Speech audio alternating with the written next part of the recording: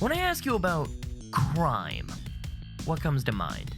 Maybe you're thinking of the most recent string of crypto scams that are sweeping the nation? Or how about the Disney live-action movies that they keep rolling out that are just absolutely wrecking your childhood? Or maybe, just maybe, it's something political that I don't personally care about, that I didn't ask you to bring up. I don't know why you brought it up. Kind of a downer. Way to go. Thanks. Sheesh.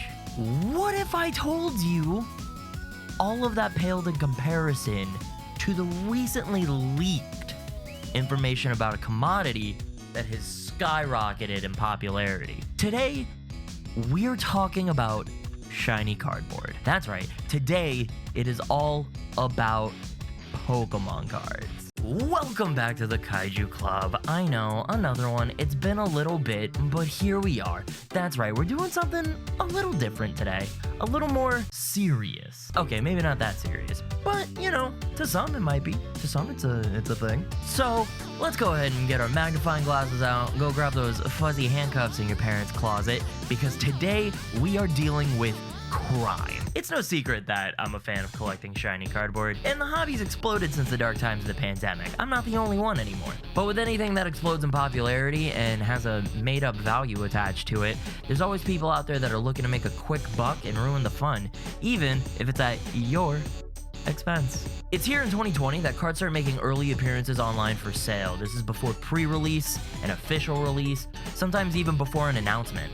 These early sales end up setting the bar for what a lot of the cards end up costing out of the set and make up the rarity that we see today. Presumably, it's employees just strapped for cash looking to make a quick buck. I mean, with classic cards hitting amounts of money and new cards on the rise, can you really blame them? But, you know, what's a couple cards here, a couple cards there, just skimming a little off the top? It can't be too bad, right? Is it even really worth talking about? Well, yes, because the other week a photo dropped that made some big waves in the collection community. Okay, so the story with this image. A fellow went to a hobby store in Texas in 2021 looking to unload some cards. Not just any cards, though. You see, these are some of the rarest cards in the set. We're looking at this one, this one, this one. How many more points should I do? That one.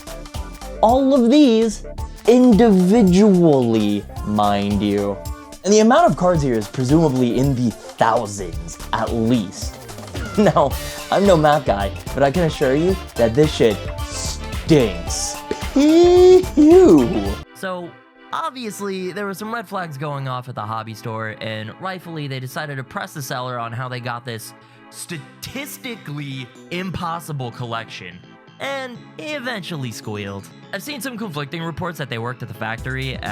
There's also been other reports that there's an unnamed perp on the inside that supplies these people, but you know, I can't find anything concrete officially, so either way, one thing was clear: the Pokemon Company has a leak. So why don't you go ahead and grab mommy's weird little tail thing you found next to the fuzzy handcuffs, and we'll just go ahead and see if we could plug this right up for the Pokemon Company here, huh? Now, immediately the first thought here is, damn, so that's why my pulls suck. Because one thing that every report I've seen hasn't mentioned is whether or not they're fake. They would say if they were fake, so that's gotta mean that they're real. Without a doubt, we know that much. So, they must have been pulled straight from the boxes, right? Before they hit stores, before they got shipped out? Well, according to a statement made by the Pokemon Company, you maybe just have shit luck. We take the protection of our IP and associated products very seriously. This matter remains under investigation, and we cannot comment on details at this time. However, we can confirm that Sword and Shield booster packs and products were shipped to retail as intended, and we have no indication that the integrity of the products were impacted by any confirmed or unconfirmed theft. Furthermore, we continue to significantly invest in both the production and security of our TCG business. We value the faith our fans put in us and our products.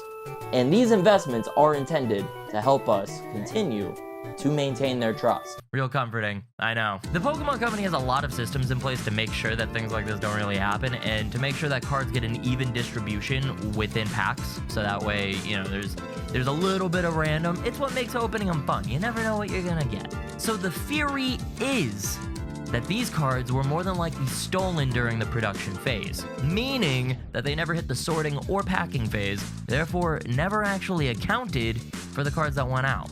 So they shouldn't have affected numbers at all for pull rates, allegedly. And while I do feel like this is probably the case, I can't help but remember what people were sharing online at the time. You see, booster boxes at the time were said to be seeded differently in order to combat scalpers because it was getting to the point that regular buyers couldn't buy anything. Essentially, the way a booster box works is you'd buy a box containing 36 packs, and in those packs you were guaranteed one secret rare. These are usually the high value hits that you're after.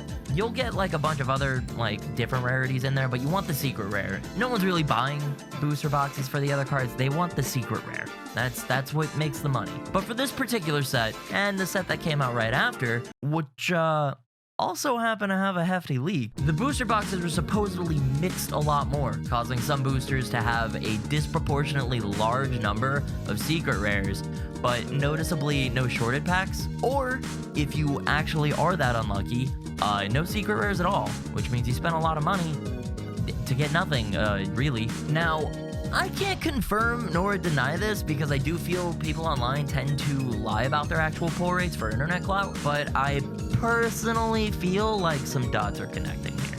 I'll link the article that I used for the bulk of this research down below. They have a lot more detail on the situation, so if you're interested, I'd recommend giving it a look. But what do you think? Would you buy packs from these sets, or do you consider them a bust? Personally, I really wanted the Gengar card, but now I'm starting to feel like it might not be worth chasing after, and I don't know if I want to pay scalper price, because that just encourages them to keep doing this. So that's the video. Thanks so much for watching. I know it's not something that I normally do for videos, but I thought it was pretty interesting and I wanted to share it. I wanted to give it a try. If you want to maybe see more content like this, let me know. Leave a like, a comment, share with your mom. Maybe skip the parts where I talk about what's in your mom's closet. I don't think she'd appreciate that. Anyways, links to everything are down in the description below. Please check those out. And as always, believe in the me that believes in you. God bless. Goodbye.